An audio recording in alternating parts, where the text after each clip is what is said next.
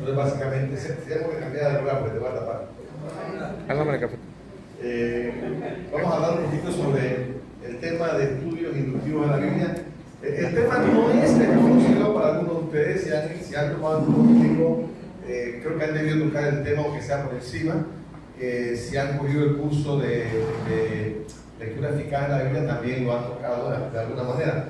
Sin embargo, yo quiero básicamente dedicarlo únicamente a hacer una especie de pista global del tipo de estudio que es, que pretende, que se logra. Habíamos pensado originalmente, le dije a Carlos, hacer un pequeño estudio, pero me doy cuenta de que no habría el tiempo para hacerlo. Esto es básicamente para introducir la metodología y tal vez absorber algunas preguntas en cuanto a cómo se hace, pero más que eso no va a haber tiempo para hacerlo. Así que vamos a hablar un poquito sobre el estudio inductivo de la Biblia. ¿Qué pasó? Ahora no funciona. Bueno, ¿qué es un estudio inductivo de la Biblia? Es un estudio que pretende llegar a conclusiones a partir de lo específico, de algo específico en función de ir de lo general a lo particular. Y básicamente responde a tres tipos de preguntas. Este estudio se hace, hay dos tipos de estudios de la Biblia, vamos a poner así, no está aquí, pero la idea es, hay dos tipos de estudios en términos globales. Lo que llamamos el estudio inductivo, que es este, y el estudio deductivo, que parte de lo general y entonces, perdón, de lo particular y va a lo general, que es el tipo de estudio que uno se mandó a hacer, por ejemplo, para concordancia, y usted comienza a buscar referencias de citas, de temas, y usted va armando todo un paquete. Por ejemplo, la teoría sistemática es un estudio deductivo, porque usted lo que hace es buscar las referencias y en base a las referencias monta un análisis. ¿Ok? Ahora, el problema con ese enfoque es que está buscando de diferentes partes de la Biblia y dependiendo del contexto en que cada parte de la Biblia está colocado, pues tal vez no decía lo que usted pensaba que decía. Por ejemplo, un ejemplo muy claro en cuanto a esto es si usted busca la palabra carne y va a darse cuenta de que carne tiene diferentes significados en la Biblia, Antiguo Testamento y Nuevo Testamento. Pero si usted fuera a hacer un estudio de la carne, por ejemplo, y usa versículos indiscriminadamente del Antiguo Testamento y Nuevo Testamento, pudiera encontrarse con un merecumbe, una situación bien complicada donde no tendría sentido lo que está haciendo.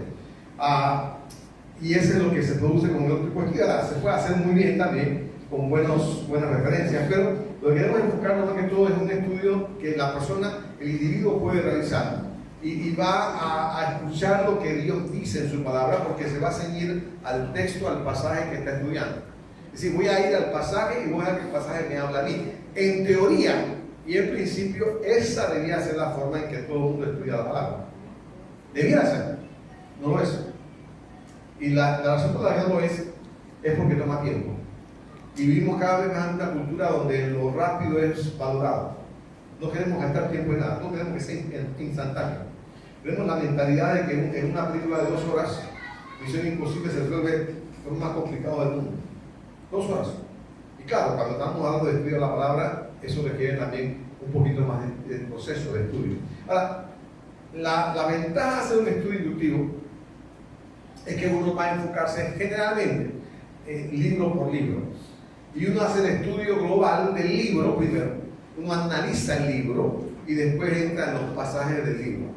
Ese sería el orden. Y entonces, claro, no tiene que hacer todo este estudio que vamos a hacer ahora o vamos a mencionar ahora cada vez que ve un pasaje, sino que uno sepa todo el libro y entonces entra a los pasajes particulares que le interesan a uno ya como parte de ese libro en particular. Pero en general, repito, el estudio inductivo va a hacerse 3 preguntas nada más. La primera pregunta es ¿qué es lo que dice el texto realmente? No lo que yo creo que dice. Hay mucho en el mundo evangélico que continuamente enfatiza lo que uno cree que dice un texto. Y es porque en realidad todo el mundo interpreta la Biblia. Alguien dice, no, que yo no soy intérprete de la Biblia. Todos somos intérpretes de la Biblia. Ahora, lo que hacemos es una buena interpretación o una mala interpretación, porque todos interpretamos la Biblia. Absolutamente toda persona que va a la Biblia la interpreta. Y obviamente a veces la cultura popular manda y uno toma versículos y frases de la Biblia y las abraza como si fueran, vaya, la palabra de Dios. Esta es una palabra profética. Uno de los textos más mal comprendidos en toda la Escritura es el texto que dice, del apóstol Pablo, dice, todo lo puedo en Cristo que me fortalece. Es una frase que es muy bonita, muy simpática, pero ha llegado a significar lo que quiere lo que quiera decir la cita. Todo lo puedo en Cristo que me fortalece. ¿Qué significa eso? Que yo soy un Superman que se pasa un demonio y lo pateo, todo lo que yo se me ocurre hacer, lo voy a hacer, porque tengo el poder de Dios para hacerlo. No, la Biblia no dice eso. Pero habría que ir al contexto del pasaje y ver dónde está ubicado, qué es lo que dice Pablo antes y lo que dice después. ¿Cuál es la idea de esa frase? Y la idea de esa frase no tiene nada que ver con el poder sobrenatural, dunamis, de que uno habla, para hacer cosas, sino es la integridad y la autoridad de Dios para poder enfrentar diferentes circunstancias. Pero para saber eso hay que ir al pasaje. Entonces, si yo interpreto en base al castellano de hoy y lo que yo creo que el pasaje dice, eso me dice a mí que hagamos lo que hagamos porque mía, puedo hacer cualquier plan y Dios lo va a hacer porque yo lo puedo todo en Cristo. Soy casi un superhombre, una supermujer. Eso no es lo que dice el pasaje, ¿verdad? Y ese es el problema. Así que lo primero que tenemos que hacer es preguntarnos qué dijo el texto originalmente. A la gente que lo leyó, no, está complicado. Si uno lo lee con cuidado, uno lo puede captar sin mayor problema. El problema es que no lo leemos con cuidado, lo leemos rápido. Quiero leer el versículo, ese es el tema con la gente que vive con concordancia únicamente. Si yo únicamente me enfrento a la concordancia y la uso como si fuera casi la Biblia secundaria, entonces voy a tener frases, pequeños snapshots, pequeñas fotos de la Escritura, y no se puede estudiar la Biblia con fotos. Hay que estudiar la Biblia un poquito más amplia que eso. En segundo lugar, tiene que preguntarse uno qué significa. O sea, no solamente qué dice el texto, que es la parte más importante del estudio, y la segunda parte es qué significa. No solamente qué dice, qué significa para mí en última instancia, pero en primer lugar, qué significa realmente lo que se dijo. En el caso del pasaje que cité hace un instante, todo lo puedo en Cristo que me fortalece, uno va al contexto del pasaje y se da cuenta de lo que el apóstol Pablo quería decir es: yo sé vivir en abundancia y sé vivir en escasez. Sé vivir y ser fiel a Dios en las malas y en las buenas. O sea, en todo y para todo estoy preparado. Todo lo puedo en Cristo que me fortalece. Puedo enfrentar cualquier circunstancia que venga a mi vida sin amargarme, sin desilusionarme, sin abandonar la fe. Eso es lo que significa el pasaje en realidad. Esa parte no es muy gloriosa. Eso no es lo que la mayor parte quiere usar cuando usa ese versículo. Eso es lo que la Biblia dice. No es lo que yo creo que dice, es lo que la Biblia dice. Y cuando yo digo Dios dice, hay que tener cuidado de asegurarme que Dios dice eso. De lo contrario, estoy mintiendo. Entonces, ¿qué significaría para mí? Es la tercera pregunta, que es la parte finalmente sobre la que todos queremos aplicar. Porque en realidad todo el mundo estudia la Biblia no por saber conocimiento bíblico, sino para saber qué Dios me dice a mí en el momento en que estoy viviendo. A final de cuentas, esa es la parte medular de todo estudio bíblico. Y yo espero que así sea. Porque la gente que estudia la Biblia únicamente para saber Biblia, o lo que es peor, en el caso de los predicadores y pastores y ministros, para predicarla, esa es una forma muy limitada y enfermiza de estudiar la Biblia. Porque aún el modelo bíblico de la enseñanza debe ser de la abundancia del corazón a la boca. Si yo debo estar lleno continuamente de la palabra de Dios, y casi que de lo que sobra, yo comparto a otros. Pero debo estar lleno yo. Si lo que yo estoy preparando únicamente para predicar, entonces soy como una especie de tubo de PVC. Lo que entra sale. Y eso eventualmente va a acabar con una vida seca. Y nos vamos a secar y nos vamos a ser muy, diríamos, exitosos y útiles en el ministerio. Así que la pregunta más importante para todo creyente es realmente la última. ¿Qué aplicación tiene para mi vida? El problema es que yo salto a eso de una lectura muy rápida del texto y me salto la interpretación. Yo interpreto en el camino, sobre la marcha, y muchas veces interpreto mal. ¿Ok? Aquí hay un libro que algunos de ustedes han visto, esa es la versión nueva, hay una versión más vieja, esta es la versión 2007. Es un texto de Semelo Bíblico. El tipo que lo creó ya se murió. Él era profesor de Biblia en la Asamblea de Dios, se murió el tipo. Antes de que se muriera, lo habían echado. El libro bíblico es que se enfoca en los géneros literarios. A todos ustedes, cuando cogieron algún curso de introducción bíblica, se les habló las clasificaciones de los libros. Esto no es lo mismo. Algunas palabras parecen igual, pero no es lo mismo. Hablábamos, por ejemplo, cómo estaba dividido el Antiguo Testamento. Hablábamos del libro profético, libro poético, cosas como esas, y los salmos, pero este no es ese tipo de enfoque. Va un paso más allá y habla de géneros literarios. Es decir, la manera, el estilo con que escribe un autor. Y recuerden que la Biblia es al mismo tiempo divina y humana. Todos los hombres de Dios escribieron, y mujeres también probablemente, siendo inspirados por el Espíritu Santo. Pero en última instancia, sigue habiendo un reflejo de la personalidad del libro que escribió, que fue el instrumento que Dios usó. Así que este es un buen libro, se lo recomiendo. No sé si hay en existencia, debe haberlo. El hermano Lee Schnabel está buscando que ya consiguió el permiso de la compañía esta de Editorial Vida para producir una cantidad, un precio más bajo para liderazgo cuadrangular. Vamos a ver si lo tenemos pronto y se puede comprar más barato, ¿verdad? ¿Qué son géneros literarios? Estos son los géneros literarios que Gordon Fee básicamente identificó en su libro. Epístolas, y todos sabemos cuáles son las cartas, ¿no? Epístolas paulinas y otras generales. Relatos del Antiguo Testamento. Fíjense que él no usa la noción libros históricos, usa relatos del Antiguo Testamento y pone diferente a Hechos. Ahora, todos sabemos que el libro de Hechos es un libro histórico desde el punto de la clasificación, pero este es Hechos como un género literario. Ahora, ¿por qué es distinto Hechos de los otros relatos del Antiguo Testamento? Porque es de la iglesia, porque hace referencia a la vida de la iglesia, y la gente tiende a usar las narraciones de los hechos como algo normativo para enfinar la manera como yo hago iglesia en el día de hoy. No siempre es realmente alineable, pero la gente lo usa y hay que estudiarlo de esa manera, algo diferente. Los evangelios es un género en particular. Las parábolas también es otro género literario. Ya fíjense, las parábolas están, muchas de ellas, en los evangelios, pero es un género distinto del evangelio mismo. El evangelio es proclamación, es una especie especial de narración, pero la parábola es algo un poco distinto. Y las parábolas no solamente están en los evangelios, están también en otros lugares de la Biblia. Está la ley, ok, uno automáticamente piensa en Pentateuco, pero aún en el Pentateuco no todo es ley. Se da cuenta de que Génesis mayormente es narración. No se ve así. Los judíos hablaban de la ley y los profetas y hablaban de la ley como todo el Pentateuco, pero desde el punto de vista de género literario, Génesis es mayormente narración. Y uno va a llegar, por ejemplo, a Levíticos y parte de Éxodo y ciertamente de Deuteronomio y parte de Números, son realmente leyes. ¿Ok? Y eso es importante porque las leyes se interpretan diferente. Los profetas, ¿ok? Ese es otro género muy particular. Los salmos, que todos sabemos que es un género propio, pero también hay salmos en otros libros de la Biblia, no solamente en los salmos.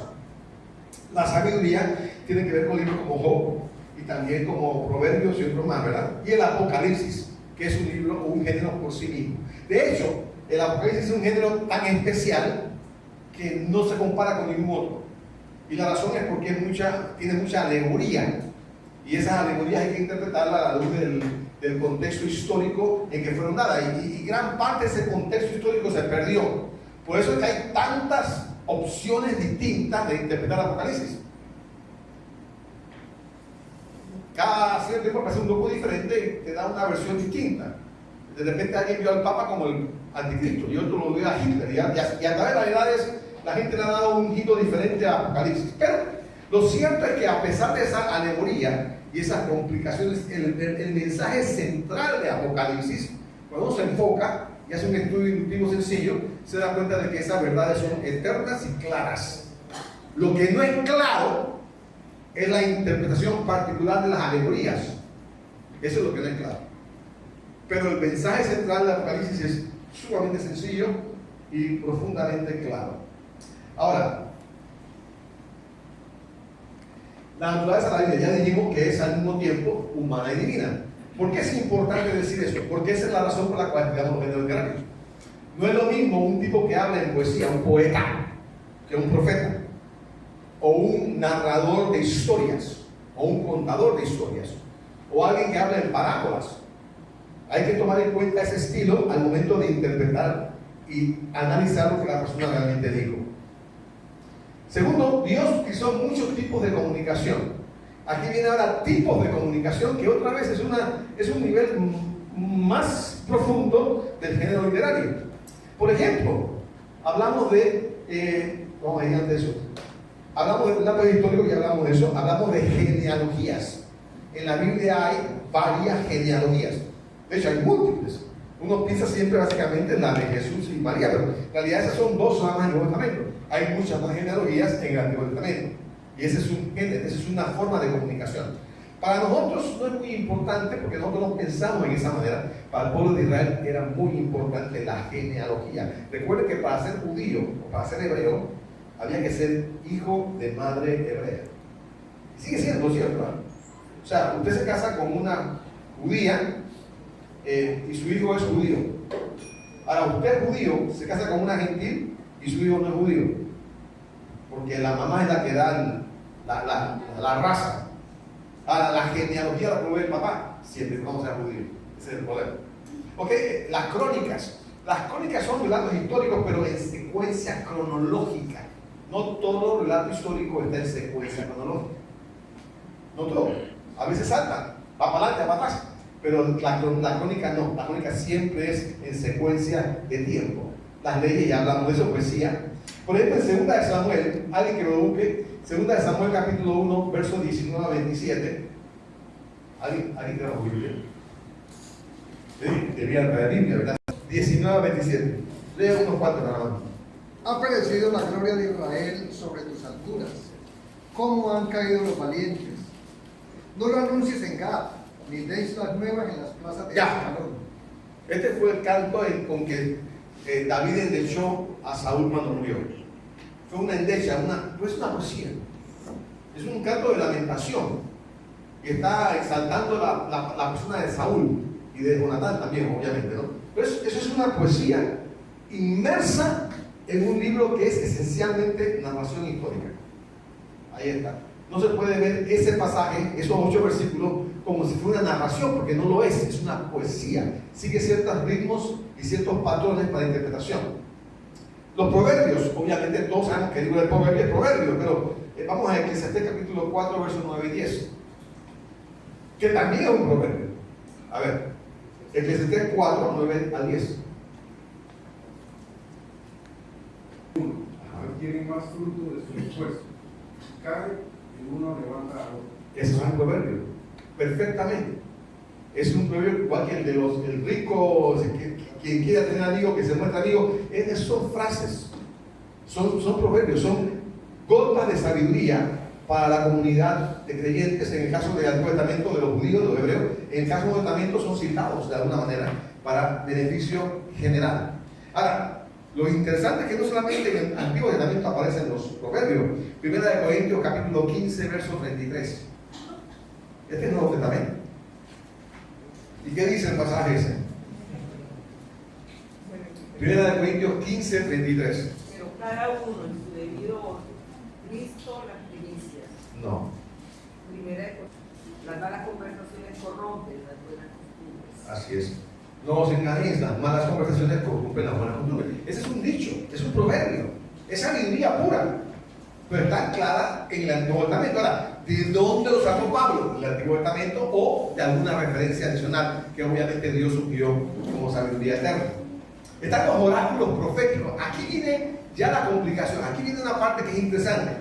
Las profecías, y hablamos de oráculos como la profecía completa.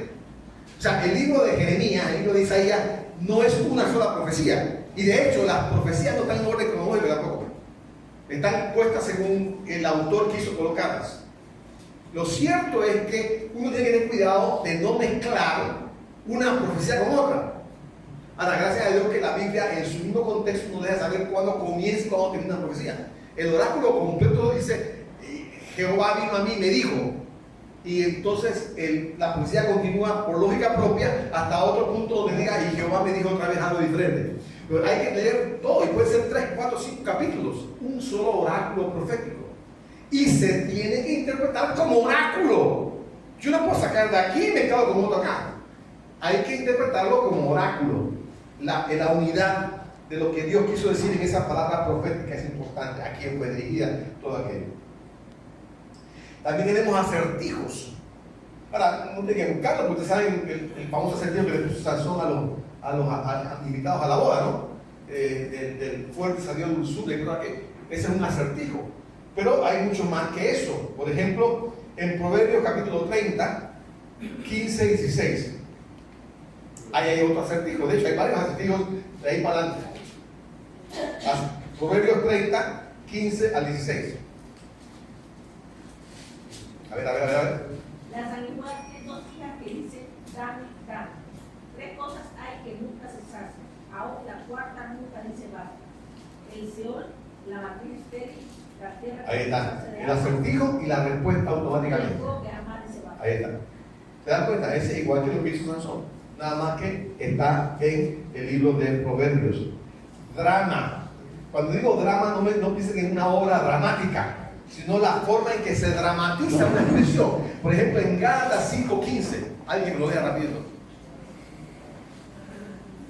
Gálatas 5:15. A ver. Vamos, hermanos. Tengan cuidado, corren peligro de destruirse unos a otros. Obviamente nadie se devora a nadie, ni que fuéramos caníbales. Es una expresión, pero una expresión fuerte que dramatiza el hecho de que estemos luchando unos con otros, hablando mal de uno de otro y haciéndonos daño. Es una dramatización de una frase. O bien, nadie hablaría hoy en día de que estamos mordiéndonos unos a otros de manera literal. Esa es la intención. Están los bosquejos biográficos, ¿verdad? Y uno va a encontrar un montón de bosquejos biográficos, a veces cortos, a veces largos. En el caso de Moisés, por ejemplo, comienzo de los Hechos, capítulo 2, Éxodo capítulo 2 al comienzo, está la vida de Moisés, es una pequeña narrativa de cómo nació el niño y todo aquello. Y también en el caso de Jesús, una pequeña narración biográfica. Las parábolas, que son todo un género aparte para poder interpretarlo. La gente agarra la parábola y comienza la parábola del hijo pródigo, por ejemplo, y mucha gente comienza a interpretar, buscan aplicaciones para el hijo mayor y para el hijo menor y para el papá y para los sirvientes y para el niño. Digo, la parábola no se interpreta de esa manera. No es a mi discreción, no es lo que yo quiero. Yo lo he escuchado en montones de predicaciones, pero no son ciertas. La interpretación de una parábola es una verdad aplicativa. Solamente una verdad. Por ejemplo, ¿cuál fue la razón por la cual Jesús compartió la parábola del hijo pródigo? Del buen samaritano. A ver, ¿qué fue la parábola del buen samaritano? No la respuesta específica a una pregunta que un fariseo hizo. La pregunta es, ¿quién es mi prójimo? Esa fue la pregunta. Jesús le da una respuesta un poco larga en una parábola, pero profundamente reflexiva. Y cuando termina la parábola dice, ¿quién de estos fue el prójimo que cayó en medio de ladrones? Y el tipo quedó tan claro de quién era el que había sido el prójimo, que dijo, el que usó de él, el que hizo de él misericordia. Ni siquiera quiso usar la palabra samaritano porque era ofensivo. Pero el tipo lo entendió. No había duda. Jesús dijo, ve y haz tú lo mismo. O sea, toda la parábola del buen samaritano no trata del levita, del sacerdote. Uno puede ciertamente usar esa figura, pero sino que está explicando básicamente qué es ser prójimo. Eso es todo. Y hay que tener cuidado con las parábolas porque lo contrario no puede crear todo tipo de teologías que no tiene que ver nada con las parábolas. Eso no fue la intención de Jesús tampoco. Así también todas las parábolas del reino. Del reino son semejantes a cosas como esta. Son símiles, no son necesariamente revelaciones teológicas. Hay que tener cuidado con eso. Bueno, sermones como los de Mateo, uno encuentra sermón del monte, que va desde el capítulo 5 hasta el capítulo 7. Es solo un sermón, un solo sermón. Un solo sermón. Y hay muchas enseñanzas ahí, pero es un solo sermón, dirigido a un grupo específico de personas con un propósito específico. O sea, hay que analizar cuál fue el propósito para sacarle la enseñanza completa a la enseñanza esa. Y obviamente la revelación apocalíptica, que es muy especial. Ahora, interpretar la Biblia involucra dos niveles. Involucra el entonces y allá, e involucra el aquí y el ahora. El entonces allá es escuchar lo que Dios le dijo a esa gente allá. Y el aquí y ahora lo que me está diciendo a mí ahora. Por ejemplo, un pasaje también muy controversial, años anteriores, ya no tanto, gracias a Dios que ya no tanto, pero me acuerdo que cuando yo estaba en la escuela, en la escuela dominical, es un pecado que la mujer vista pantalones. Y yo escuché a un pastor, a uno de los pastores de la iglesia nuestra, predicar desde el púlpito que si su propia hermana quería conversar, llegaba a la iglesia en pantalones, él no le predicaba la paz, sino que él no la dejaba entrar, que se cambiara el vestido. Un hombre con un corazón para Dios, profundamente y honestamente equivocado, pero con un corazón para Dios. Dios, porque Dios se ríe, se como esa, pero ¿por qué ocurre ese problema?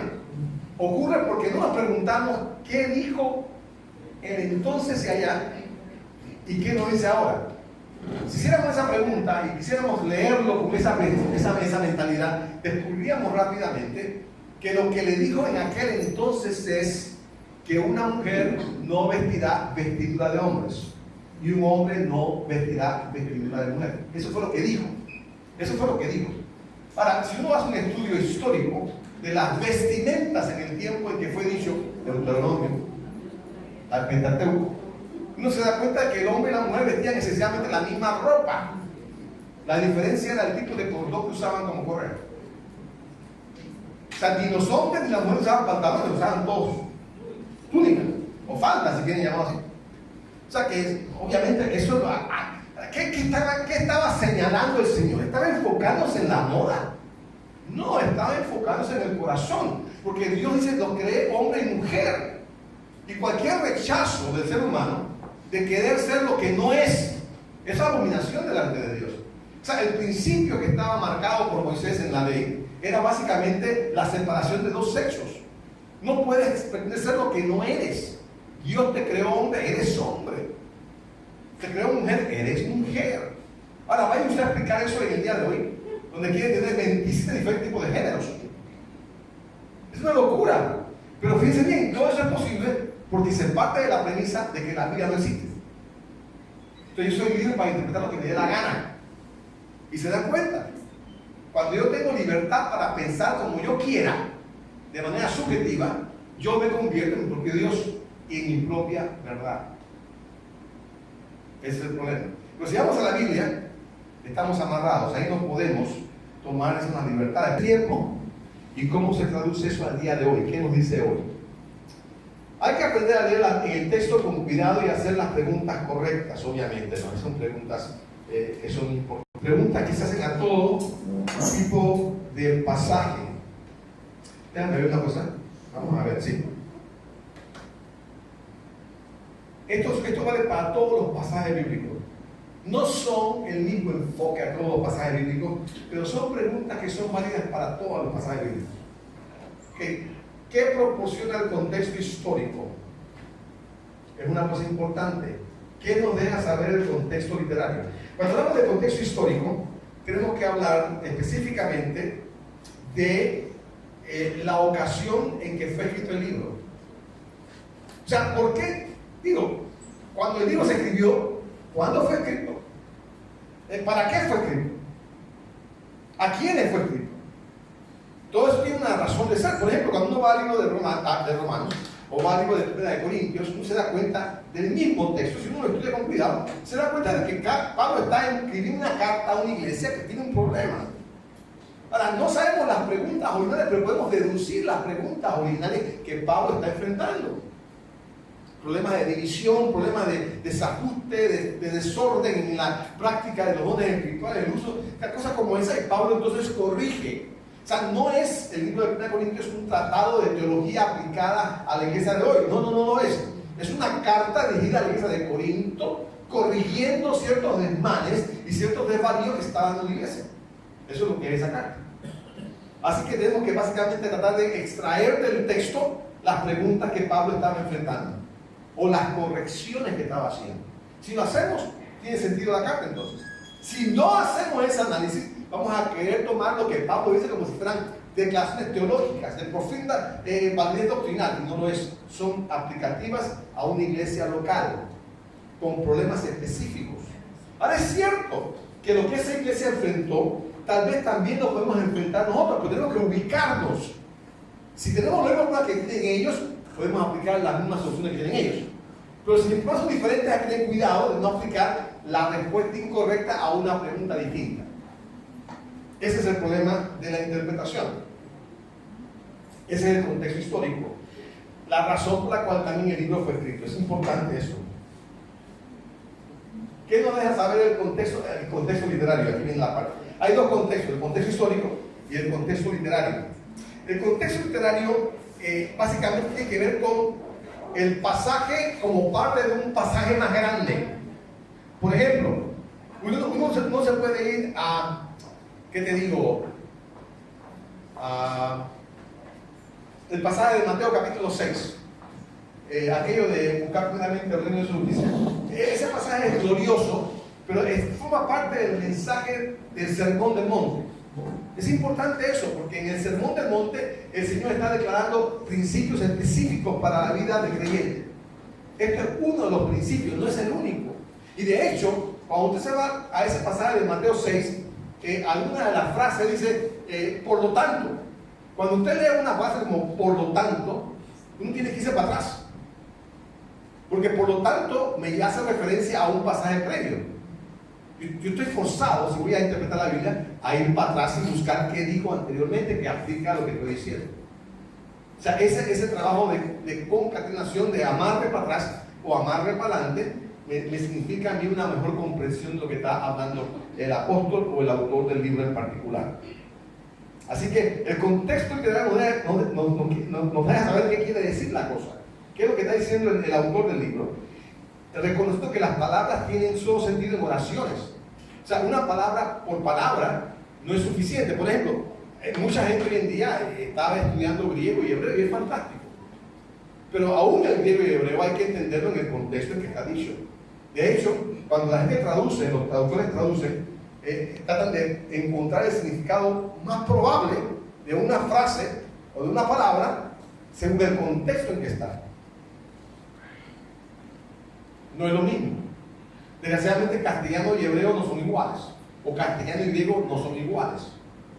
En algunos pasajes, por ejemplo, Dios habla al hombre, pero no significa hombre en el sentido masculino, significa hombre como humanidad. Pero la palabra que mejor pudieron interpretar fue hombre. Ahora, en una cultura como la de hoy, donde todo tiene que ser políticamente correcto, ahora alguien escribió una Biblia no inclusiva, donde cada vez que aparece un hombre, dice él o ella. Entonces, se imagina la complicación de qué bobería. O sea, nuestros complejos están reflejados ahora en nuestra interpretación de la Biblia. No hay problema con eso. Hay quien quiere decir que Dios no es hombre, es mujer. Tampoco lo es. Dios no es ni hombre ni mujer. El tema es que Dios es espíritu. Ahora, es cierto que en algunos casos la Biblia habla de Dios como Padre Celestial, y está bien, Jesús es como mi Padre Celestial. Y eso no lo podemos borrar. Es Padre Celestial, Padre masculino celestial. Pero por otro lado, en algunos casos, en otros pasajes, la actitud de Dios hacia nosotros es casi como actitud de una madre. ¿Y es Jesús una madre? No, claro que no, es Dios no tampoco. Pero ahí está, la personalidad de Dios es abarcadora. Y de hecho, usted y yo, hombre y mujer, reflejamos juntos la imagen de Dios. No es que el hombre refleja la imagen de Dios y la mujer no se refleja. Es una aberración. No. Hombre y mujer, ambos juntos, la humanidad completa refleja la imagen de Dios. Fuimos creados a su imagen y semejanza. Hay elementos de Dios que están claramente evidenciados en la mujer y no en el hombre, por naturaleza. Y otros elementos que aparecen en el hombre y no en la mujer. Por eso cuando la mujer quiere ser hombre, es una idiotez. Y cuando el hombre quiere ser mujer, también es una idiotez. Porque ninguno de los dos tenemos todo el reflejo de Dios en nuestra vida. Nos necesitamos mutuamente. Así como en diferentes iglesias, también a nivel de sexo, Dios nos dejó ciertas características particulares de cada sexo, de cada género. Es interesante. Así que el contexto literario nos deja saber, por ejemplo, cómo están las palabras aplicadas dentro de un pasaje. Y en segundo lugar, también nos hace referencia a los pasajes que están antes o precedieron al pasaje que estoy estudiando y los pasajes que lo siguen después. Porque tal vez agregan valor y agregan claridad al pasaje que estoy estudiando. Si yo únicamente tomo ese versículo, me pierdo la riqueza de lo que el pasaje quiere decir. Otra vez repito el ejemplo al comienzo. todo lo puedo en Cristo que me fortalece. Ese versículo por sí mismo significa lo que usted quiera que signifique. Pero si usted va para atrás y un poquito para adelante, no hay ninguna duda de lo que quiso decir el apóstol Pablo. Pero cómo identificó el contexto literario, se fue adelante y se fue atrás. Y eso le explicó exactamente qué quería decir Pablo. Eso es cierto en muchas de las cartas de Pablo y las otras generales también. Es una forma buena de tener una buena conexión sobre lo que quiso decir el autor. ¿Qué enfoca el contenido? Ya hemos hablado de eso un poquito. Palabras, significado de las palabras. Aquí viene la parte del griego, hebreo, cosas como esa, ¿no? Uno puede buscar un diccionario y buscar las palabras. Otra vez, estamos usando un idioma que es cambiante.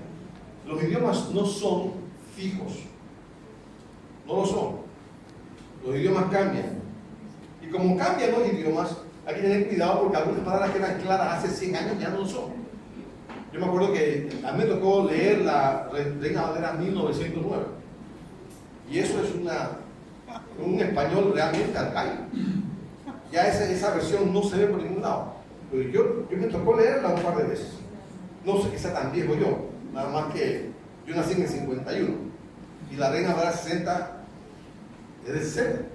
¿Qué pasó en el 51 y el 60? 1909. La versión por excelencia.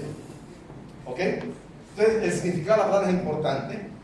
Las relaciones gramaticales de que hablábamos en las oraciones, por lo tanto, por consiguiente, esas frases son indicativas de que tengo que amarrar lo que estoy leyendo con algo anterior.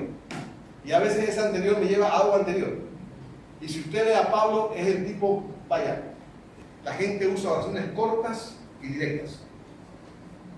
Pablo hablaba todo lo contrario. Pablo que hacía hispano, que hacía latino, porque hablaba muy largo, cosas que tenemos hoy en día. Pero este tipo hablaba de una manera largo, bajo cualquier estándar hablaba largo. Para entender una oración de Pablo hay que tener paciencia y leerla toda. Y a veces hay que leerla varias veces porque es muy larga. Y entre más larga la oración, más difícil de comprender. No quiere decir imposible, nada más que más difícil. De ahí que uno puede, si lo lee rápidamente, cometer el error de interpretar lo que uno quiere interpretar y no lo que la Biblia dice. Y otra vez tratar de buscar qué fue el mejor texto original que tenemos disponible. Uno está buscando realmente saber qué fue lo que dijo el autor originalmente. Ahora, herramientas para un buen estudio bíblico inductivo. Lo primero es una buena traducción. Ahora, en traducciones es importante que primero consideremos qué enfrentan o qué tipo de desafíos enfrentan los traductores.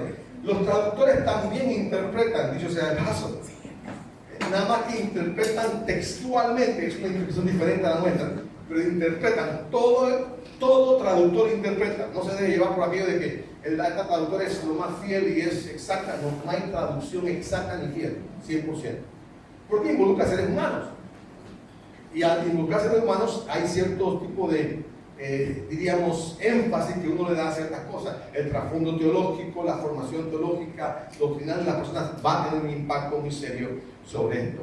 De algunos evangelios, uno se va a encontrar que según el manual o la edición que uno busca, algunos evangelios aparecen que fueron escritos entre el año 50 y el año 60.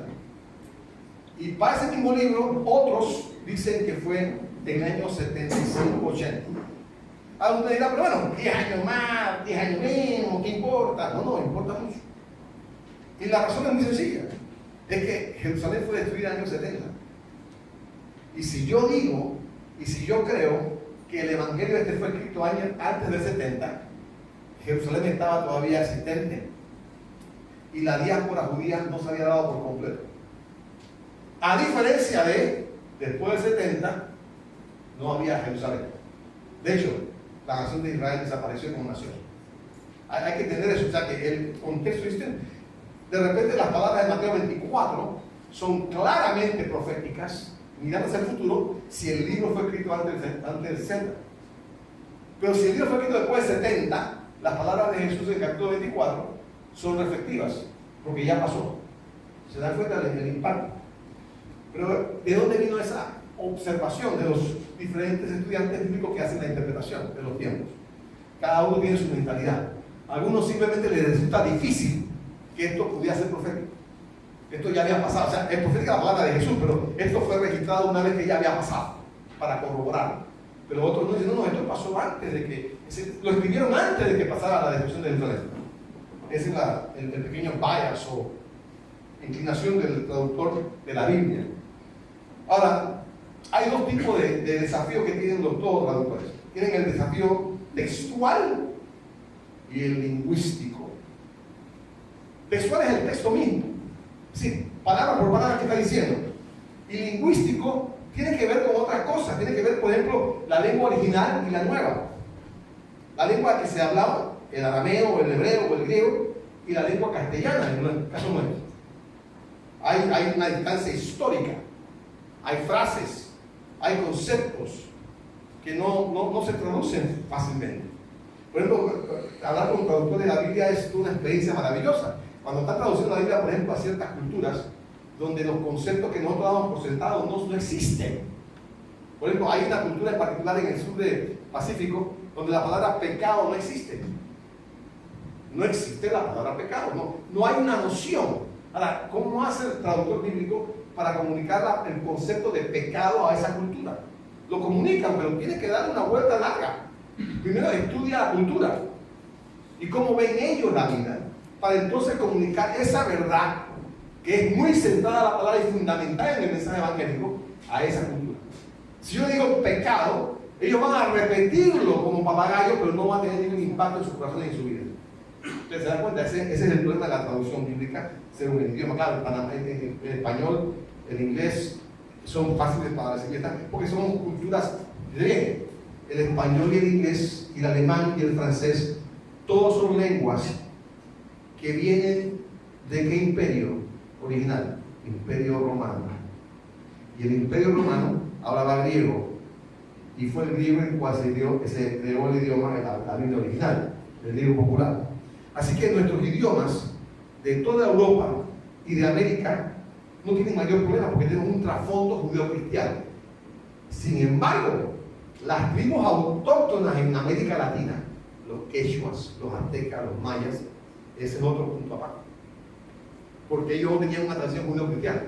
Y para comunicar la Biblia a ellos, las cosas cambian por completo. Hay que buscarle una orientación distinta. Me decía una hermana, la hermana, ella es teóloga ecuatoriana, Laura Sá, que estuvo aquí en el centro hace muchos años, nos predicó aquí una vez. Laura, ella es encargada de un estudio bíblico para los creyentes quechua en Ecuador. Y entonces ella me explicaba los desafíos que tienen ellos para comunicar. Entonces, se han dado cuenta que por años estuvieron enseñando a los pastores quechua verdades bíblicas y estos pastores nunca los entendieron. Pero nadie decía nada. Ellos enseñaban, la Biblia dice, y nadie entendía, ni ellos entendían que era lo que estaban predicando, ni tampoco la cultura los entendía. Pero todos estaban contentos. Todos estaban contentos. Ese es el problema de traducción. Ahora, ellos han formado este instituto bíblico para revisar y reconsiderar la manera como están comunicando el evangelio y la formación de discípulos en esa cultura quechua en particular. ¿Ok? Aleluya. Bueno, diccionario bíblico, muy importante, un buen comentario. Canal de comentario y diccionario por montones. Y de hecho hay digitales también, y los hay gratis. Nada más que si usted va a hacer referencia a la Biblia, aléjese de Wikipedia. En general, las referencias estas son tan buenas como los autores que las dan. Y Wikipedia no es una buena opción. Recuerden que Wikipedia es la contribución voluntaria de un montón de gente y cada loco tiene su idea propia. Ahora, hay buenos diccionarios bíblicos en internet. De hecho, hay buenas versiones de la Biblia en internet también. Y el comentario, cuando hablamos de estudio bíblico inductivo, lo mejor que usted puede hacer es buscarse un comentario, escuche la palabra, exegético. El 95% de los comentarios en existencia en las librerías no son exegéticos. son devocionales. ¿Y qué significa un comentario devocional? Que el autor, hombre o mujer de Dios, muy unido, le interpreta a usted lo que él siente que la Biblia dice. Y usted lo toma como si fuera la Biblia. Pero él no pasó por el proceso de qué decía el texto original. Él le aplicó lo que su formación teológica, como Asamblea de Dios, como bautista o como sea, le enseñó, y eso es lo que puso. Así que si usted va a buscarse un comentario, trate de buscar un comentario exegético. Ahora, ¿qué diferencia hay? El comentario exegético va a hacer mucha referencia al texto original, va a buscar las palabras en griego y hebreo, se lo va a poner ahí como referencia, va a hacer análisis de los pasajes por párrafos o cosas por el estilo. El otro no, el otro va directamente a las aplicaciones. Como dije, el 90%, el 95% de los comentarios hoy en día son mayormente devocionales. Son los que se ven. Yo tengo como 8 de esos. Ya hemos regalado la mitad. Porque son comentarios devocionales, son bonitos, son buenos. Para tu vida personal y todo. Para tus devociones, pero son para eso, devociones. No es para profundizar la palabra, no es para extender la palabra. ¿Ok? De hecho, el comentario es lo último que uno consulta. Cuando uno comienza en la iglesia, comienza a ministrar, comienza a predicar o comienza a estudiar la Biblia, la tendencia natural de todo ser humano es ir al comentario primero, porque nos ahorra un montón de tiempo. ¿Qué dijeron los grandes ilustrados de la palabra, los grandes estudiantes de la Biblia? Bueno, en realidad el comentario es lo último que uno debe verificar. Uno debe hacer el trabajo duro primero y entonces ver qué dicen ellos. Y no siempre estamos de acuerdo. Usted dice eso como muy arrogante. No es arrogante. Recuerden, cada comentarista tiene su propio trasfondo teológico. Usted no va a encontrar mucha referencia al mover poderoso carismático de Dios en textos bautistas. No lo va a encontrar. Es como si no existiera. En cambio, en algunos textos de neopentecostales, usted va a encontrar al demonio debajo de cualquier pared, debajo de cualquier mesa, que tampoco es de todo razonable. O sea, hay que tener un balance en cuanto a eso. ¿Ok? Así que es importante tener ese tipo de cosas. Ahora, hablando de traductores, hay básicamente 3 tipos de traducciones globales. La primera traducción es la traducción de equivalencia formal o literal. Es la Biblia que se tradujo palabra por palabra. Los autores dicen, no, yo no me quiero complicar la vida. Lo que dice el griego, hebreo o arameo, lo pongo en castellano. Busco la mejor palabra que lo traduzca en el contexto en que está escrita y le pongo esa palabra. Ya. Pero se llama una traducción literal. Equivalencia formal. Reina Valera. Toda la familia Reina Valera es así. Ahora, el problema con eso es que hay distancia histórica entre el día de hoy y hace 2000 años, o 3000 años, o 4000 años. Entonces, algunas frases que para ellos eran claras como el agua, para nosotros son turbias. Totalmente. Totalmente. En algunos pasajes, por ejemplo, habla de este gordote de Moab que asesinaron a otro, uno de los jueces de Israel, le dio un cuchillo. Mientras estaba en el baño. Uno del pasaje no dice que estaba en el baño. O cuando vemos a Saúl entrando en la cueva y David le cortó un pedazo de la tela, estaba también en el baño, en una cueva. Y usa otra frase, pero otra vez, porque la persona lo tradujo literalmente, ¿no? Lo que la palabra decía, se cubrió los pies. Y se le cubrió los pies, ¿no? Tenía algo como la pezuña. No. Cubrir los pies significa que iba al baño a defecar, básicamente. Yeah. Son frases, pero otra vez el traductor tipo literal traduce lo que está allí. No se complica la vida, eso es lo que dice, ahí va. Entonces hay que interpretarlo acá, qué quiso decir el tipo. ¿Ok? La otra traducción es lo que llamamos traducción de equivalencia funcional o equivalente dinámico, como la NBI, la nueva versión internacional, o la NTV, que el hermano Paul Tremar está ahí obsesionado con comunicar, la nueva traducción viviente. Esas dos traducciones son realmente de equivalencia dinámica. Ahora, ¿qué significa eso? Que básicamente tratan de mantener la exactitud de la literal, pero hacen equivalencia dinámica en cuanto a dimensiones y frases como la que dije de que, bueno, y su esposo no la conoció hasta que no se acostó con ella, no tuvieron relaciones sexuales, eso es lo que dice, ¿no? no la conoció. No es que no se conocieron personalmente, sino que no se acostaron juntos, no tuvieron sexo. Eso es lo que significa, bueno, en la NBI, en la NTV te lo va a decir de esa manera. Y en vez de hablarte en codos, te habla de metros o kilómetros y cosas así, te va a poner la palabra en términos que hoy entendemos, que hoy manejamos. Eso es todo. ¿Ok? Ahora, eso se combina sin embargo con otras cosillas. Hace varios meses atrás me llegó un hermano que me dijo, hermano, estaban hablando de, creo que la NBI en aquel momento, y decía así, porque es una traducción satánica. Dice, sí, no puede ser. Digo, no que yo tenga enamorado a la NBI, pero la uso de vez en cuando. Dice, ¿y por qué satánica? Dice, porque la Biblia dice que cualquiera que quite del texto bíblico será maldito. Así que todos los estudiantes bíblicos y todos estos traductores bíblicos son malditos. Y sí, hagan al infierno. Todos ellos. Es más, damos una campaña para que nadie compre esa Biblia. No quise decirle que la NTV sigue en la misma línea, ¿no? Ahora, fíjense bien, no tiene que ver nada con lo que vamos a decir de las particularidades literales o de equivalencia dinámica. Tiene que ver con que cada versión nueva que sale en el mercado trata de usar los últimos textos originales que han encontrado.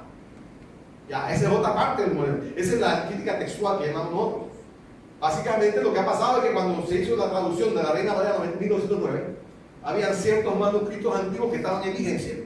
Y desde ese momento para acá se encontraron los del Mar Muerto y se encontraron otros más viejos todavía.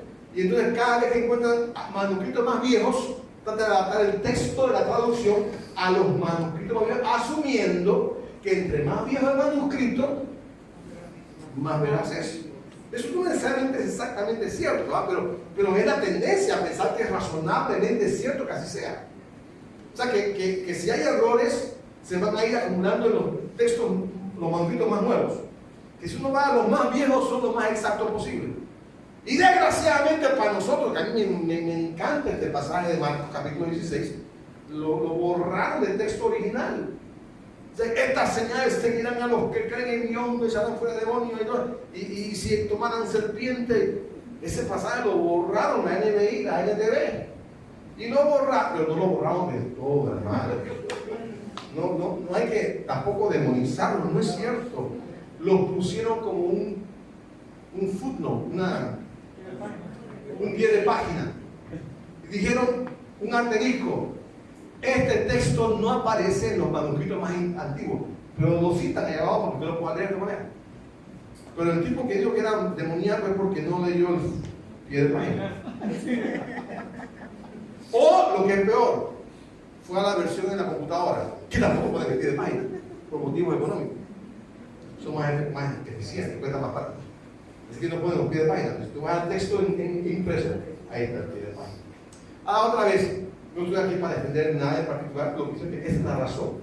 Ahora, eso tiene que ver, no tiene que ver nada con la equivalencia dinámica o la literal. Tiene que ver con los últimos textos que se usaron. Entre más nueva la revisión, más nueva la versión, va a tener los textos supuestamente los últimos que han aparecido. Porque siempre las Biblias se traducen de los originales griego, hebreo y arameo. Las versiones más antiguas que pueden encontrar al momento de hacer la traducción. Ok. Aleluya. Bueno, ¿alguna pregunta? Esta es la introducción completa de lo que estamos haciendo. Vamos a ver el proceso de análisis de un estudio inductivo, pero antes de seguir a esa parte, que ya me va a tomar más tiempo, ¿verdad? Vamos a hacer un acto para preguntar. Tienen traducción versículo por versículo. Versículo 49, versículo 50, 51, 52, 53. Pero usted va a la NTV o a la NBI, usted va a encontrar que los versículos 5 al 8 están en un solo párrafo. Y salta al versículo 9 al 14, otro párrafo. ¿Por qué? Porque los traductores de esa versión juntaron los temas, o sea, juntaron los versículos según el tema principal que cada grupo de versículos tenía. Se dieron cuenta que estaban diferentes un tema particular o un subtema. Entonces los juntaron como párrafos. Pero el concepto de párrafos no existe en la traducción literal. Ahora, no mencioné otra traducción porque en realidad no es traducción. Es lo que llaman la traducción libre. La traducción libre es cualquier cosa. No, es cierto. La traducción libre en realidad es un comentario bíblico. Eso es lo que es. Por ejemplo, la paráfrasis es un comentario. porque es lo que el traductor interpretó. Ya no se respetan versículos, sino se trata de captar la idea central. Pero recuerden, cuando quiero captar la idea central, es lo que el traductor vio. Es como un amparo de béisbol. Este es el strike, este es bola. Lo que él llamó es lo que puso ahí. Y así también hay otras versiones iguales a eso. Si no hay más preguntas, vamos a pasar entonces a lo que es el patrón de estudio para el pasaje. Este es el patrón que se usa normalmente para estudiar un pasaje. Recuerden, mucho de esto se hace una sola vez para un libro o para un sermón o para una sesión completa del libro. Pero debemos hacerlo. Primero, ¿quién escribió el libro? Eso es importante. Es importante saber quién escribió el libro. Porque eso nos dice básicamente hasta qué tan viejo es el libro. Qué tan cercano estaba la persona a los hechos originales. Ahora, no hay duda que la Biblia, los estudiantes bíblicos asignan la escritura del Pentateuco a Moisés. A ver, ¿quién discrepa en eso? Todo el mundo piensa que Moisés escribió el Pentateuco, ¿verdad? Ese es lo aceptado normalmente. Pero obviamente no escribió la última parte del Pentateuco porque se murió. Dice, y murió Moisés y fue juntado con su antepasado. Eso no pudo escribir Moisés. Créame que no pudo. Hubiera querido, pero no pudo. Tal vez lo escribió Josué, pero Moisés no. Porque Moisés estaba muerto ya. Y segundo, Moisés recibió la comunicación oral de siglos y escribió la creación y escribió sobre Abraham, Isaac y Jacob, porque él no estuvo ahí con ellos. Él podía hablar y tampoco estuvo para su nacimiento. Él tuvo que recibir el informe de su mamá, de su papá, qué fue lo que pasó contigo, dónde le criaron, todo aquello. Y él lo copió. Y una vez que fue adulto, de ahí para adelante, él sí escribió como el autor de lo que estaba pasando, porque lo vivió de primera mano. Antes de eso no. Y después de su muerte tampoco pudo escribir. Igual con Josué, igual con Jueces. Algunos dicen el autor de Jueces fue Samuel. Pero fantástico. Esto que Samuel también se murió. ¿Y qué pasó después que se murió Samuel? No pudo seguir escribiendo. Sí, porque es difícil escribir con otra muerte. Es un poco difícil. No es imposible para Dios, pero para nosotros es un poquito imposible. ¿Ok? ¿Cuándo lo escribió? Aquí vienen las fechas. Esto es algo muy abierto porque diferentes estudiantes bíblicos le dan diferentes fechas. Como dije hace un instante en un evangelio, el evangelio de Mateo, por ejemplo, algunos dicen que fue antes del 70, otros dicen después del 70. Son opiniones, esto no es bíblico, esto no es palabra de radio, son opiniones de los estudiantes bíblicos que estudian estos temas. Y eso es importante porque crea todo un conjunto de realidades y circunstancias que rodearon ese momento en que se escribió la palabra. Eso es importante, saber cuál es la mentalidad de la gente que estaba viendo esto. ¿Por qué lo escribió? Aquí ya viene un poquito más de análisis. Bueno, hablábamos hace un instante de la carta a los Corintios. La carta a los Corintios del apóstol Pablo, obviamente es una corrección, es una carta correctiva, poniendo orden en algunos desórdenes que se daban en la iglesia de Corinto en cuanto a los dones espirituales. ¿Por qué se escribió? O sea, ¿por qué lo escribiste? O sea, cuando tú escribes algo, lo escribes por una razón. ¿Qué te motiva a escribir? No escribes por escribirlo. Hay una razón por la que escribo, eso es lo que estamos buscando. ¿Por qué se escribió?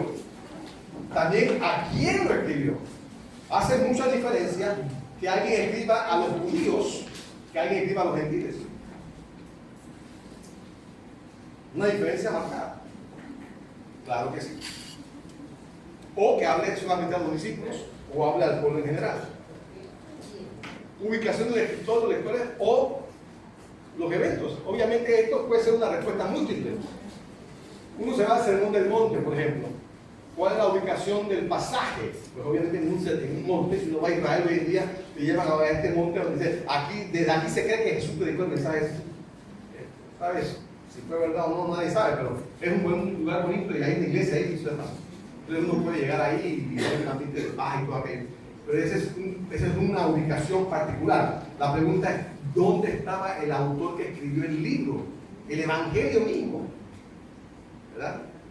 Y quienes recibieron la primera versión del evangelio, ¿dónde estaban? Estaban en la diáspora, en todo el Imperio Romano, estaban en Jerusalén. ¿Dónde estaban? Políticos o geográficos relevantes. Son factores que uno tiene que estudiar. ¿Dónde vamos a esa información? En diccionarios bíblicos mayormente. Diccionarios bíblicos. O en manuales bíblicos o en Biblias de estudio. En la parte introductoria. Uno va a encontrar este tipo de información. Libros, nada más.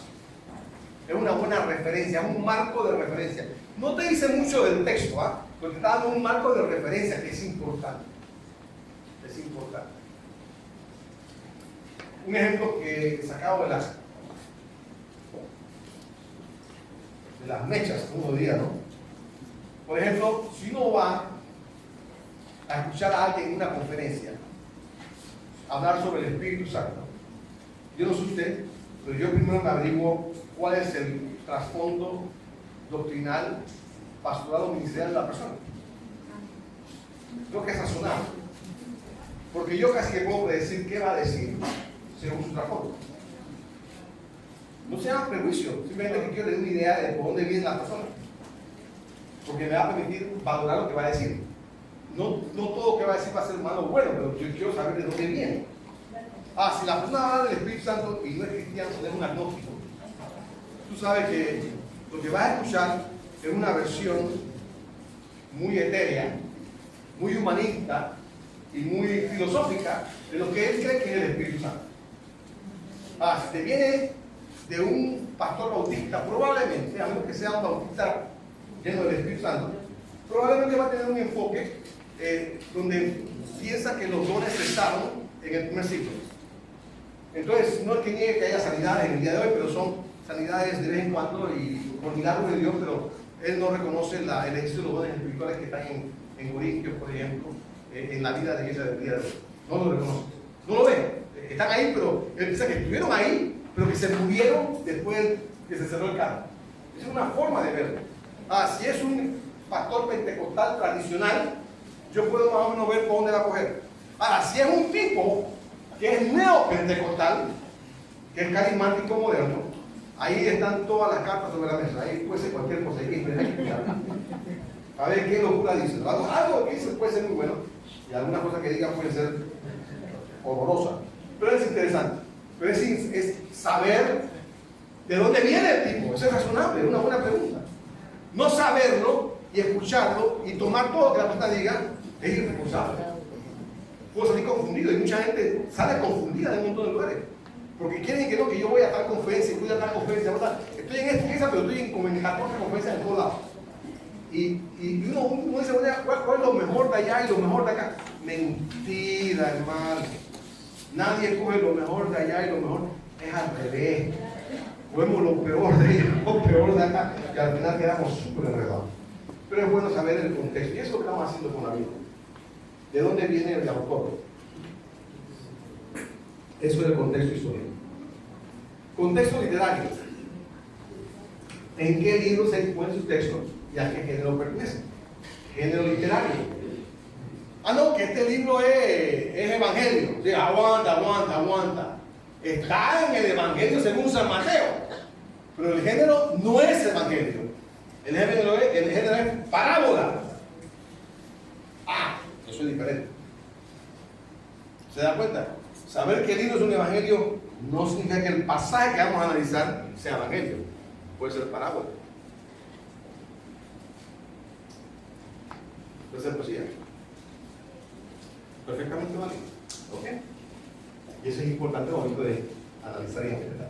¿En qué sección del libro se halla el pasaje? Por ejemplo, en Mateo capítulo 6, 23, ese pasaje tan glorioso que usamos todo el tiempo, se encuentra en este sermón, pero hay varios sermones en el libro de Mateo. Varios sermones. Y cada sermón tiene un énfasis particular. Y es bueno que cuando estudiamos un pasaje dentro del sermón, esté abarcado por el sermón completo. Leamos todo el sermón para saber qué tenía en mente Jesús cuando lo compartió. Es una buena referencia. De lo contrario, estamos haciendo exégesis selectivo, sacando pasajes fuera del contexto que nos pueden llevar a cualquier tipo de locura. ¿Cuáles son los versículos anteriores y siguientes antes? Esto mayormente aplica a las cartas. Mayormente aplica a las cartas. No tanto a los otros géneros, pero a las cartas sí es muy importante esta parte. ¿Qué dicen los versículos antes? y los versículos después. Eso en las cartas se ve muy común que sea importante revisarlo. ¿Preguntas ahí? ¿Sentido? Contenido. Ahora vamos a entrar al pasaje mismo, porque el pasaje dice. ¿Qué dice el pasaje en su sentido original? Aquí es donde comienza la cuestión a cranear. Voy a leerlo, no se puede leer una vez, se lee varias veces. ¿Cuál es la prisa? Yo no sé ustedes, pero cuando uno se prepara a comer un filete, término medio, por supuesto. Muy cocido en cartón. Y de 2 vueltas es sangre, y la Biblia dice que no comerás sangre. Pero un bistec término medio, jugoso, hay que comerlo con calma. No es para engullirlo de un solo golpe, no, hay que disfrutarlo. Así como la palabra de Dios hay que disfrutarla. Los pasajes complicados hay que leerlo varias veces. Y uno dice, buscando qué quiso decir el pasaje en sentido original. Y para eso vamos a buscar algunas referencias. Por ejemplo, ¿qué sustantivos claves encontramos en el pasaje? Cuando una palabra se repite muchas veces, es porque es importante. O sea, estos no son predicadores latinos del día de hoy, que predican la misma cosa como 50 veces. Dicen, Señor, Señor, Señor, Señor, Señor, 14 veces. Pero no es tanto por énfasis, es porque hay que llenar espacio. Dice que el vacío es aborrecido en el mundo evangélico. No, en la Biblia, cuando una palabra se presenta muchas veces en un pasaje, porque es importante. Entonces, ¿qué palabra se repite muchas veces? Es importante saberlo. Sustantivos, por ejemplo. ¿Qué verbos se repiten? Son importantes, especialmente en el contexto del pasaje que estamos leyendo. Y una parte que nunca podemos dejar, damos una conclusión. Aquello de por lo tanto, esas frases así, por consiguiente, y frases como esa, uno tiene que buscar qué hay antes, porque puede significar mucho para agregar el valor del pasaje mismo. Y aquí viene el uso de las otras traducciones que estábamos hablando hace un tanto. ¿Qué dicen otras traducciones sobre el mismo pasaje? Aquí donde hay que tener otras traducciones. Amarrarse a una traducción es otra vez. No importa qué tan buena sea, es limitarse. Recuerden que toda traducción es una interpretación. Guiado el autor de reconocer, no. Es una interpretación. Textual, estamos de acuerdo, pero interpretación, al fin y al cabo. Así que tener varias traducciones siempre es bueno.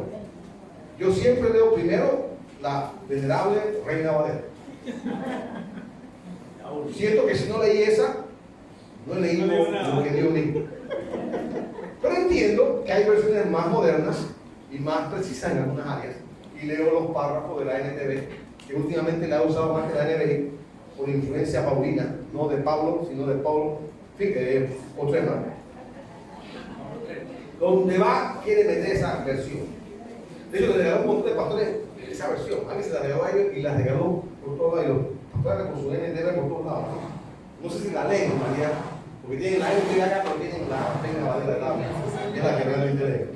Pero de todas maneras, otra vez uno lee las diferentes, para ver qué dice. Cómo enfrentan esta verdad en diferentes versiones. A otro dirán, no, pero yo no tengo tiempo para eso, apenas una versión. Bueno, entonces su interpretación, su estudio y su enseñanza, así será de profunda. Así será de profunda. Entonces, para evitarme eso, me voy al comentario y predico del comentario.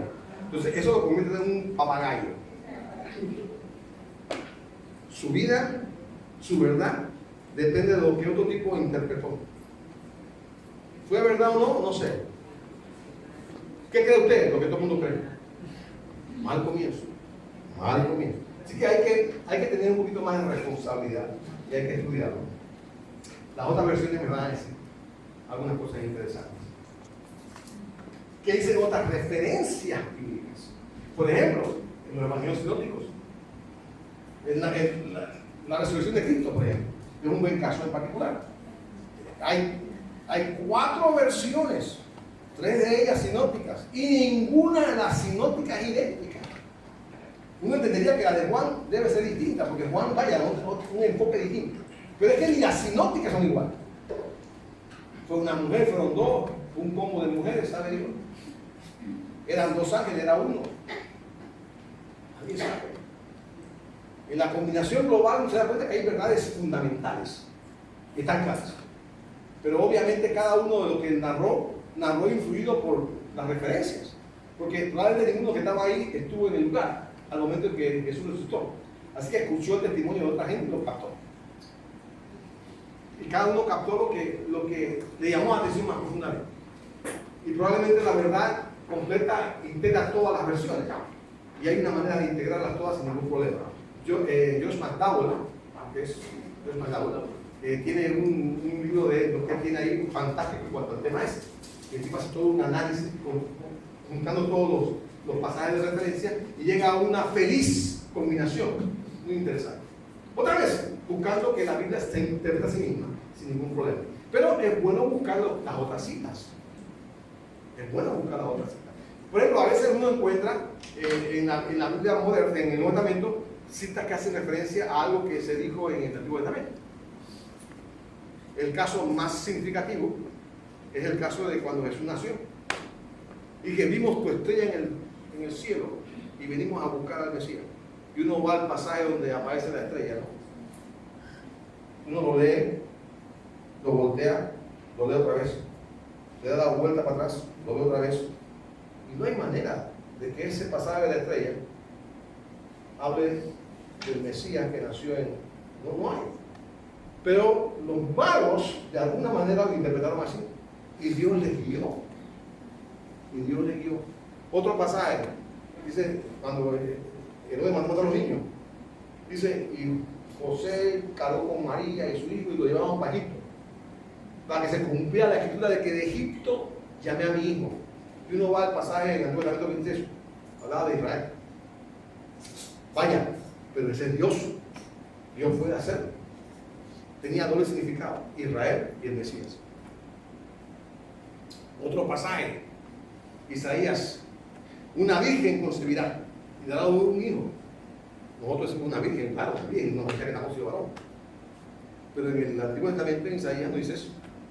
Es una doncella, joven, nada más. No dice nada de su virginidad.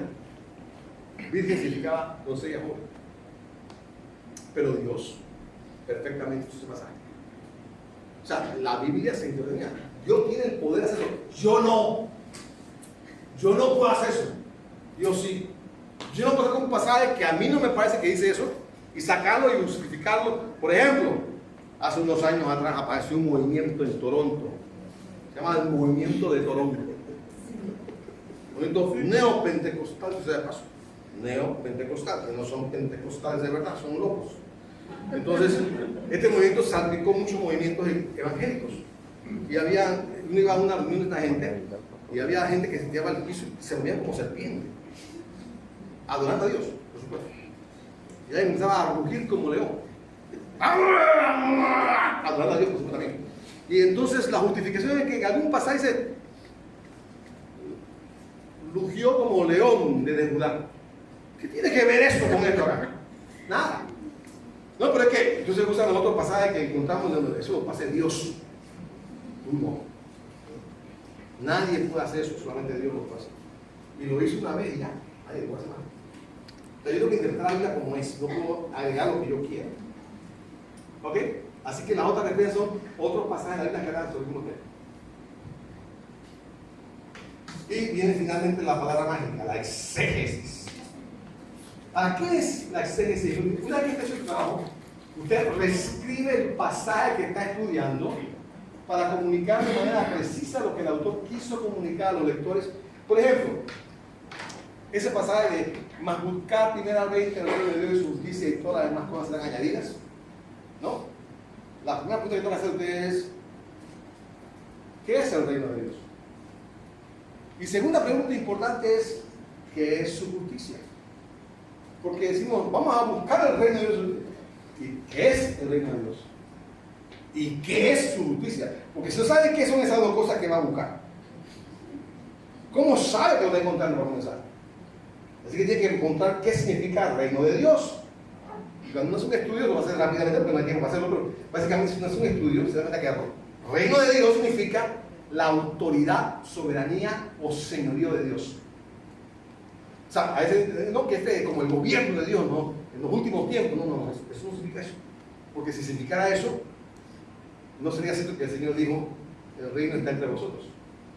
Y ese reino es futuro, milenial. Así que el reino de Dios en el contexto de los evangelios es la autoridad, la presencia del señorío de Cristo. Así que busquemos someternos nosotros al señorío de Cristo. Entonces, ¿qué significa su justicia? Un pasaje clave. A menos que la justicia vuestra sea mejor que la de los fariseos, seréis igual de hipócritas que ellos. Así que justicia, que tiene que ver con qué? Con mis obras, mi forma de actuar, mi conducta, mis hechos. Así que lo que está diciendo el autor del Evangelio en el contexto del pasaje es que busquemos primeramente someternos nosotros a la voluntad del señorío de Dios y hacer lo que Dios espera que nosotros hagamos. Si hacemos esas dos cosas, podemos esperar que Dios va a encargarse de suplir nuestra necesidad. Pero ¿qué hacemos nosotros? Ni nos sometemos al señorío de Cristo porque hacemos lo que nos da la gana, y mucho menos hacemos lo que Dios quiere que hagamos, porque queremos hacer lo que Dios quiere hacer. Pero todavía espero que Dios cumpla con su palabra, porque Dios no puede mentir, Él no es hombre para mentir. Hay una inconsistencia horrible. Tengo que ser consistente. Para eso hacemos el estudio bíblico, para saber qué es lo que Dios me está diciendo a mí. Esto no es un freebie. Dice la palabra, no, busquen primero. Digo, todo lo que pidan en mi nombre se lo voy a dar. Oye, tremenda promesa, es una promesa como un cheque en blanco. Yo quiero un Cadillac, Señor, siempre, o un Mercedes, o un Audi. ¿A eso se refiere a Dios? No. Si pedimos cosas de acuerdo con su voluntad, que las haga. Otra vez, fuera de contexto, sin hacer referencia a otros pasajes, lo que yo quiera. Esto es free for all, este es un mercado persa. Interpreten lo que quieran. Cuando digo esto es que yo lo he escuchado, todo esto lo he escuchado en predicaciones. Algunas las he seguido en algún momento, pero un día me llamó a atención. Y como cuando uno predica muchas veces, se da cuenta de que la gente ni lo escucha a uno. La mitad de uno dice, la gente ni siquiera lo capta. En mi caso no lo entendieron. Como yo hablo muy rápido, les paso por encima. Ya no me arrepentí, no tuve que pedir otra vez delante a Dios. Gloria a Dios por eso. Así que reescribimos el pasaje. Esto es reescribirlo. Aquel pasaje de buscar meramente, yo lo reescribiría como si estamos dispuestos a someternos a la voluntad de Dios, el señorío de Cristo en mi vida, y hacer lo que Él me llama a hacer. Puedo estar confiado, no afanarme, porque Dios se encargará de suplir mis necesidades. Es lo mismo que el pasaje dice, pero ahora el lenguaje de hoy. Eso fue lo que dijo allá en ese entonces. Esto es lo que dice aquí y ahora. Esta es una exégesis sencilla de un versículo muy conocido por ustedes. ¿Tiene sentido? Sí. Sí. Claro. ¿Por qué tiene sentido? Pues dije yo, no, claro que no. Esto es el estudio. Si hubiéramos tenido el tiempo, ustedes lo hacen. Por eso me ha tomado 1 hora y media. Que no tenemos para eso. ¿Ok? Y ahora sí, fíjense bien, después que te hace esto, apareció el comentario bíblico. Ahora es que usted va al comentario bíblico y ve qué dicen esos tipos. Si se parecen a lo que usted dijo, ¿no? Algunos se van a parecer, otros no. Y está bien, esos son sus comentarios. No, los comentarios no son Biblia, son las opiniones informadas de hombres y mujeres que han estudiado la palabra de su manera también. Por eso es que no pueden